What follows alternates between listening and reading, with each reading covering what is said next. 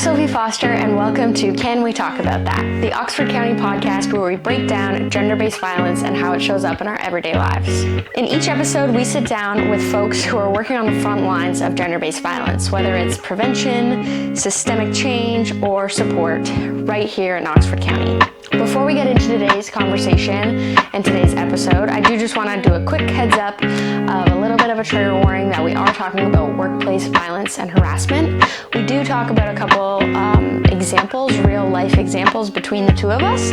And so if anything comes up where you feel like you want to take a break or take a pause, you can always come back later. If you are listening and maybe you feel like you need some support to work through something, please feel free to call the Domestic Abuse Services Oxford Crisis Line.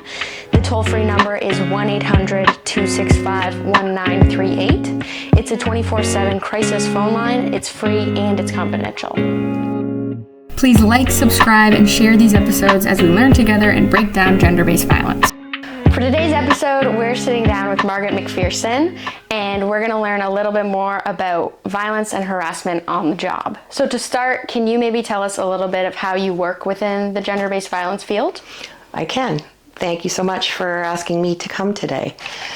So I'm a research partner at the Centre for Research and Education on Violence Against Women and Children at Western University in London. But I also convene a provincial network of violence against women coordinating committees in Ontario called Building a Bigger Wave. So I work in a couple of different capacities. The workplace has been one of my favorite sort of areas of work. Because I think there's such potential for change by engaging workplaces in creating safe environments. So I've been involved in the workplace, most particularly around domestic violence in the workplace, since probably about 2007. Wow, that's amazing. It's a long time. That's a long time, but that means you have a wealth of knowledge. This is why I needed you for this episode. Well, I certainly have a range of experiences. Mm-hmm. Yes, it's true. Okay, well, I'm glad to have you on. Thank you. So maybe to start our episode about workplace harassment or violence, can you help us understand what it might actually look like in a day-to-day lens? Yeah. So it can take so many different forms, and it can be, between coworkers, between a manager and a staff person, among leaders, with the public. Like it can happen in so many ways. And when we talk about violence and harassment, we sometimes think about them as two very different things, but it's all on a continuum. Mm. And so, situations that start out, sort of disrespectful or unkind comments or disrespectful comments can escalate. Like, I think that's one of the most important things for people to understand is that if we don't learn to address these things when they first start showing up, there's a tendency for them to degrade over time, to get worse. Yes. Well, and I think a lot of us have maybe experienced it and not even realized, or maybe years later realized, that was the crappiest workplace I've ever worked at. Yes. And this is why, you know what I mean? Yes. But with workplaces, it's a different lens. I feel like we treat it differently. Yeah, I think we do too. And so workplaces are often more sort of the pecking order is more defined, sort of who has power, who doesn't have power in the workplace, and maybe we're more likely to conform to those structures that we find ourselves in. Mm-hmm. So, yeah. Yeah, that makes sense. People might assume maybe this happens. Would you say people assume that this happens in maybe like big corporate companies where there's tons of people and tons of hierarchy? Should we assume that? Because no. I think it does happen in smaller, even local, in Oxford County, small businesses. Yeah. How would you say that people's outlook of where they think it happens is? I don't know about I understand why you might think it happens only in larger organizations, but, no, it can happen in any environment. It can happen in a partnership. So mm-hmm. It can happen in small businesses and very different kinds of entities, right? So it's not a particular sector. It really does cut across, all kinds of workplaces. Well, and that's one thing I think I'm repeating myself on all these episodes is that gender-based violence can happen anywhere, anytime, to anyone, really. Yes. So can we maybe talk about how gender and power might show up in ways at work? Well, that's my favorite subject right now, is talking about, so we have, we have structures in which people, so there are sort of delegations of authority in workplaces that are more or less agreed to. But there's a lot of misuse of power. I think that we don't talk about power enough, which is why it's probably my favorite question. And then we also don't talk about the way in which gender, and other parts of who you are can put you at a additional disadvantages in a workplace where there are always, well, it's not just workplaces. Power is always at play in any situation. Even if you have a kind of an organization that's attempting to go for a flatter structure, I think that we still don't really talk about power and the way that it's showing up. It sort of goes underground a little bit because I think power is kind of a dirty word. People don't know how to talk about it. We don't know how to talk about it. And I don't hear it being discussed very often when we are talking about violence and harassment in the workplace. And so it can be just as simple as a question like, well, who has power in this relationship? But the next question I think needs to be, what kind of power is being used in any given situation? And what would power, we use the word power. Can you maybe give examples of what power looks like? Okay, so I'm going to be referencing Julie Diamond's work, which I think she's brilliant, and I love her analysis of power, the way she works with it. I did some training with her a few years ago, and her work really helped inform my understanding of power. So a lot of what I'm going to say now is not from me, it's Julie's work. Okay. One of the things that Julie says that I totally got the first time I heard it is that we are always so aware of when we don't have power. Yes. Much less so when we do. Mm-hmm. And we should actually be talking about it not as power as a singular thing, but powers. There are different kinds of power that you can have. So it can be external power, like so in a workplace, right? We're very familiar with the kind of authority that's bestowed with a title. So you're the manager, you're the CEO, you're a supervisor. Like we understand that as having more power than in other ways. But there's also sort of social power that's conferred on you because of who you are, your social location, those sorts of things.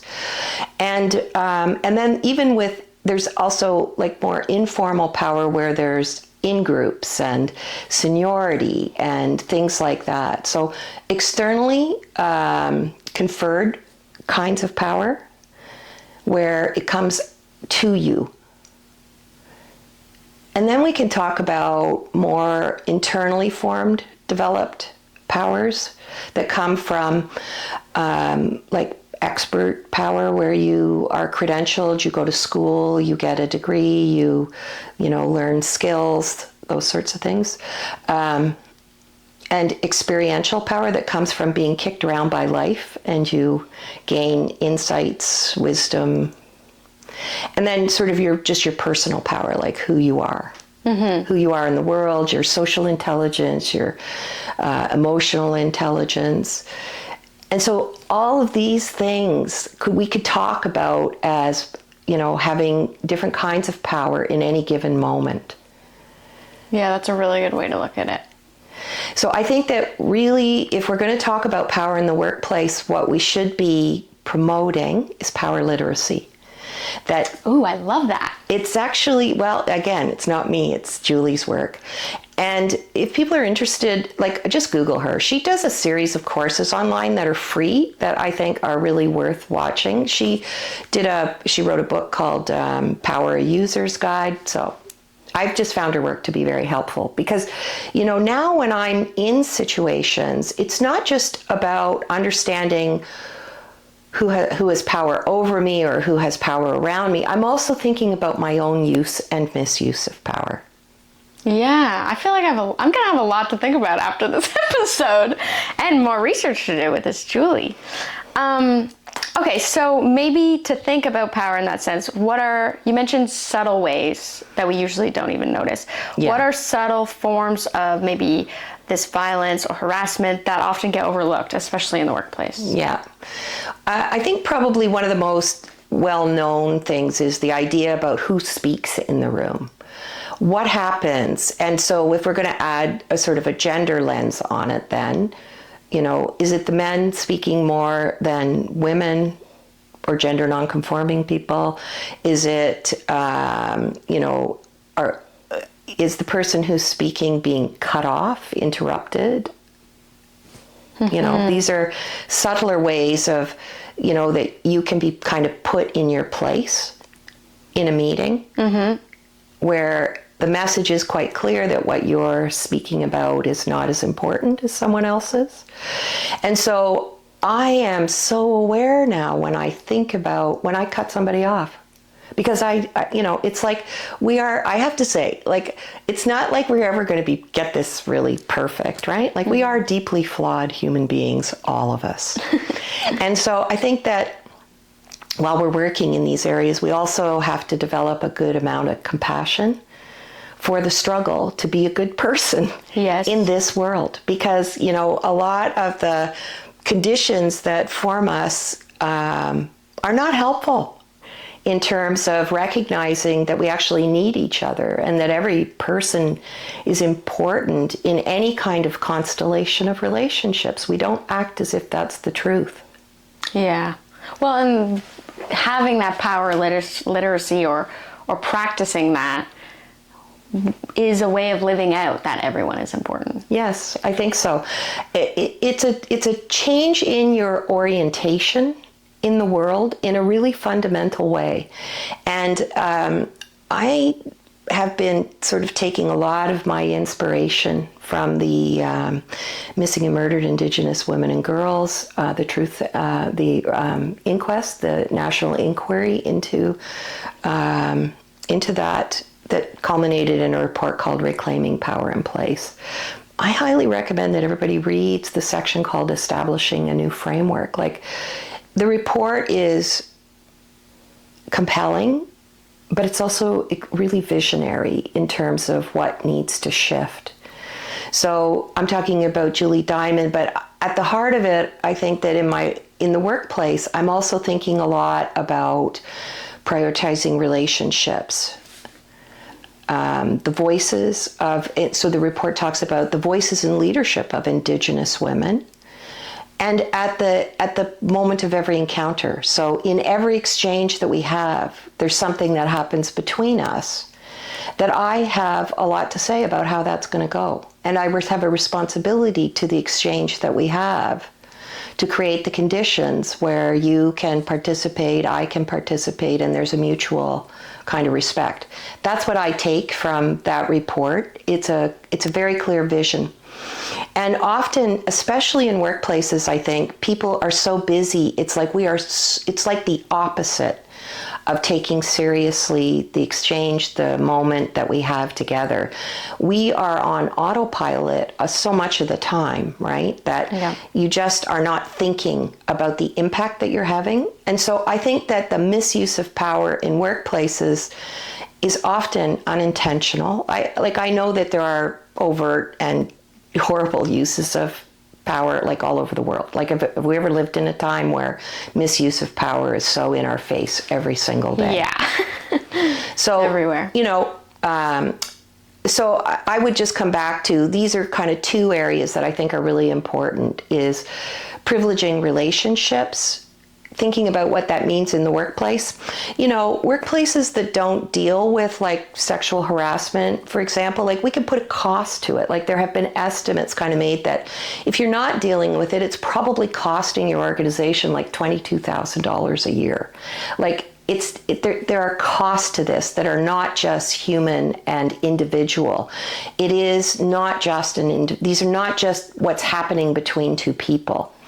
So I think that some of what we need to be helping leaders to understand is that they do have a responsibility for the culture in their workplaces, and that they will benefit from creating the conditions where all people feel safe and respected and valued. It's like, it's not exactly hard to figure out how people will benefit from that. Yeah. But we seem to be kind of stuck in dynamics and historical practices that are still we're living at a time when I would say the world is changing fundamentally from the industrial age to,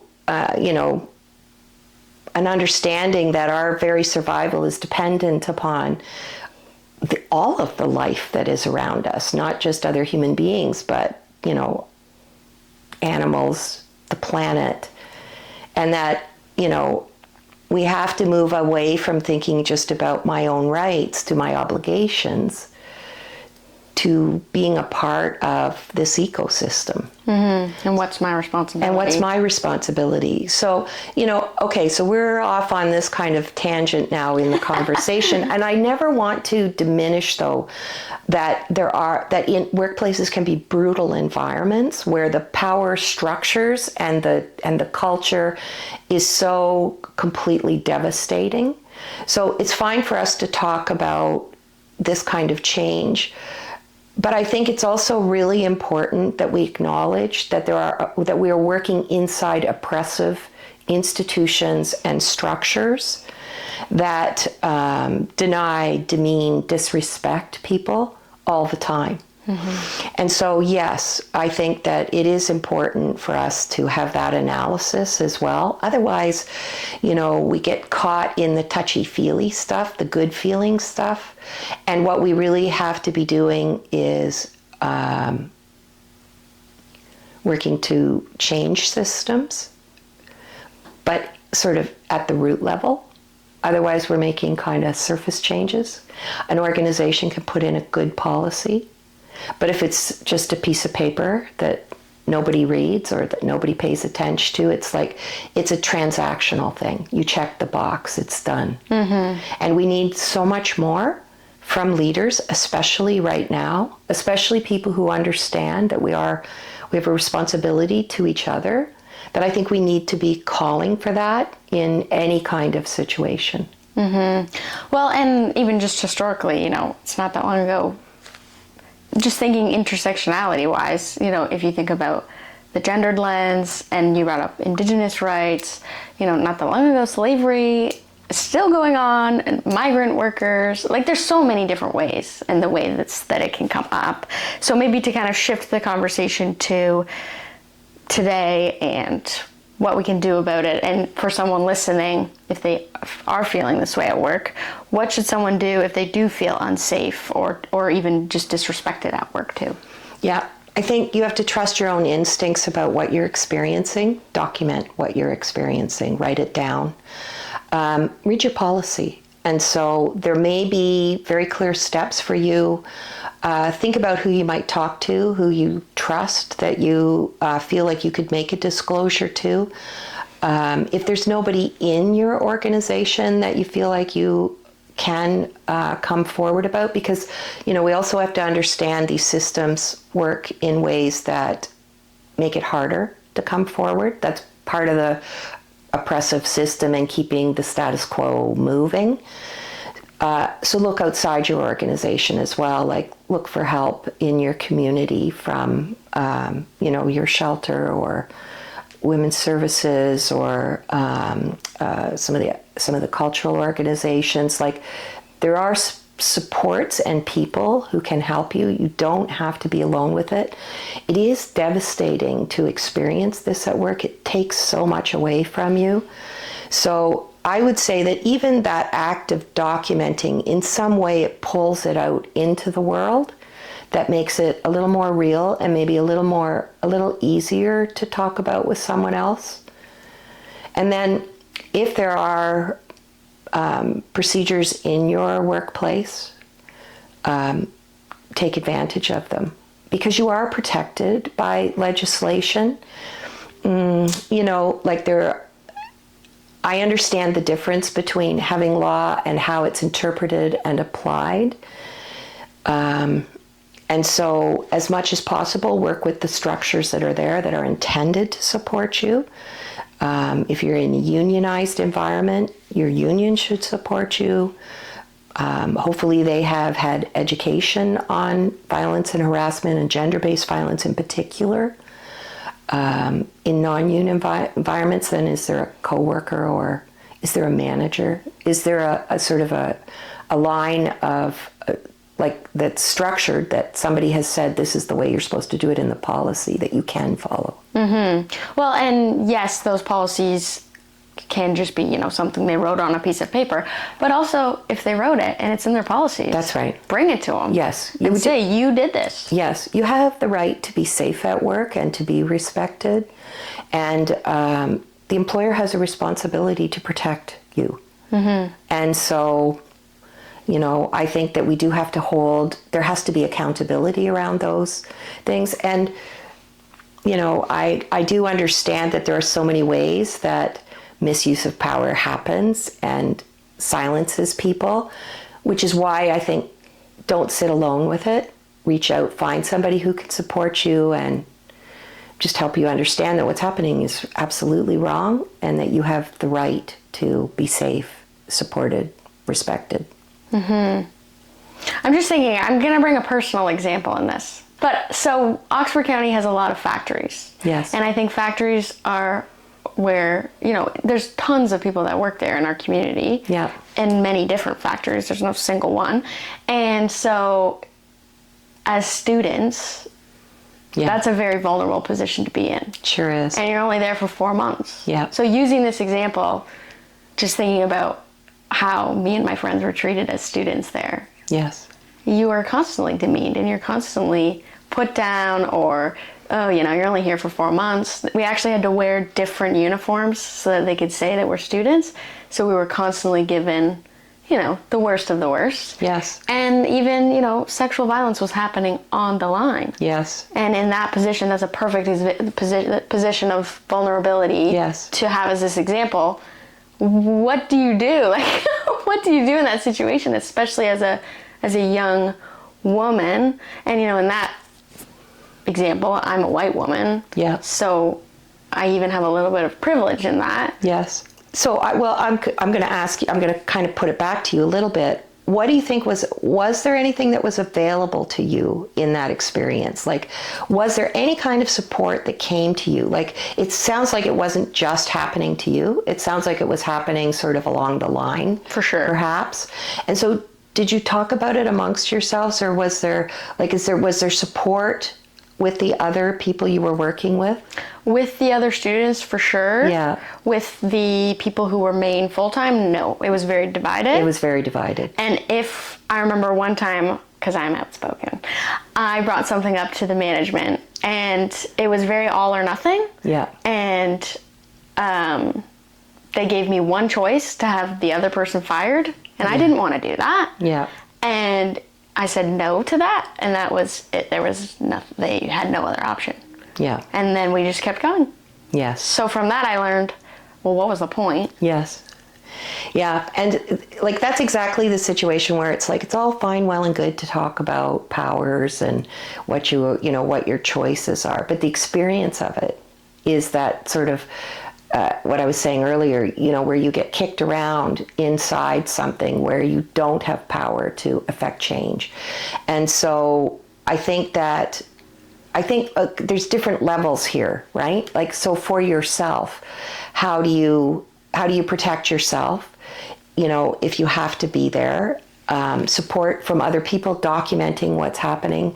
And then I think inevitably it is about taking whatever steps are available to you, consulting with someone, maybe calling a community legal clinic, talking about what are my rights, what can I do, what are my options, understanding that, it's very possible that this environment is not going to change. This is just kind of the status quo here, but that it's not right, and that there are options. And so, it's a personal then decision about, do I stay, do I go? Yeah. Right?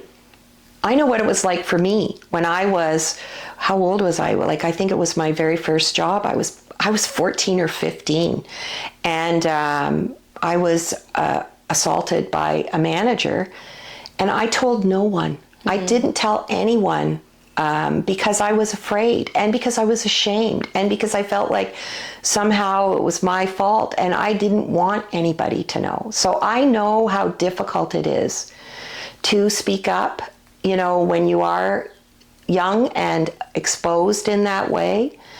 And so I think that that's why I think talking about it, writing it down, they may not seem like much, but I think it would have helped me make it more real in a way that just having someone else know that it had happened would have helped me decide to think about what my options were. Mm-hmm. Well, and if we can learn too to be better friends, family, bystanders, exactly, and know how to just hold that for someone, as opposed to pushing them, you should go to management, you should do this. That's right. Sometimes that's too much, and we can't do that. That's right. Sometimes we can't do that, and for lots of good reasons, right, that are in the system. It's like it's much more structural than it is. So yes, I think even the small steps that move it away from just something you have to hold by yourself is meaningful, can be. And you have to put yourself first, your own well-being. And, so many people can't afford to leave the job, so they're trapped there, which is a horrible situation. And so there isn't a lot of comfort that I can offer. It's a tough situation, but you do have rights. And if you have support to insist upon accountability, to insist upon action, that, I think it's like that or leaving. Mm-hmm. Which is so tough. Which is so tough and not possible for everyone. No. Which is why these situations are so devastating and systemic, right? Because in a way it works. I remember a few years ago, I was at a workplace violence conference, and a friend of mine who was a union leader at the time said that, the world has changed a lot, because we used to hire, he worked in a sort of a male-dominated industry, and said, we used to hire managers who were bullies because they could make things happen and people didn't give them any grief at all. But he said, now we're firing those guys. So I think, it is changing, but when you are the one on the line experiencing it, it doesn't feel like anything's changing. Yeah. Yeah, it's so hard. Yeah. Maybe to wrap up our conversation for this episode, I mean, you've said, I'm going to put two questions together. What would you say to maybe coworkers or bystanders on one end, if they see something that's not okay, what can they do? Yeah. And also for someone who's listening, who's thinking, this is happening to me. Yeah. What the heck do I do? Yeah. I think that on both of those sides, you need support. And even if you're witnessing it, you're holding information, it's going to have an impact on you. You need support. We really do have to align ourselves together around injustices of all kinds. And we have to find the courage to speak back, to speak up when things are going wrong.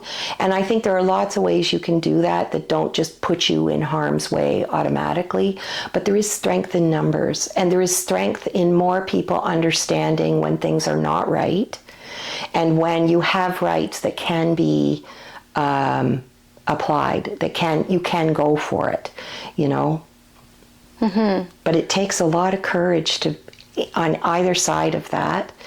And I think sometimes, we are all called, I think, with stepping up right now when we see things that aren't right, and to do what we can. But it might be a very small thing, like just saying, I see what's happening to you.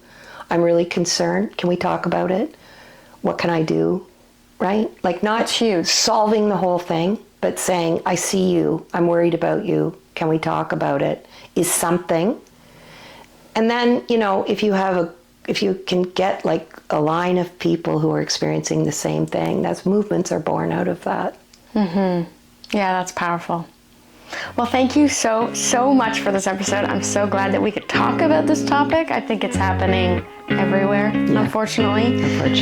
So thank you so much again. Oh, thank you so much. Thank you so much for listening to today's episode of Can We Talk About That? For this episode, we sat down with Margaret MacPherson and got a really good chance to kind of break down workplace violence and harassment, something that I know a lot of us have maybe seen or struggled with. If anything in this conversation brought something up for you and you need a little bit of support, please reach out to the Domestic Abuse Services Oxford Crisis Line. The toll-free number is 1-800-265-1938. It's a free phone crisis line, and it's 24/7, and it's confidential. We'll be back with more conversations that help us to break down gender-based violence in our everyday lives on our podcast, Can We Talk About That? We'll see you on our next episode.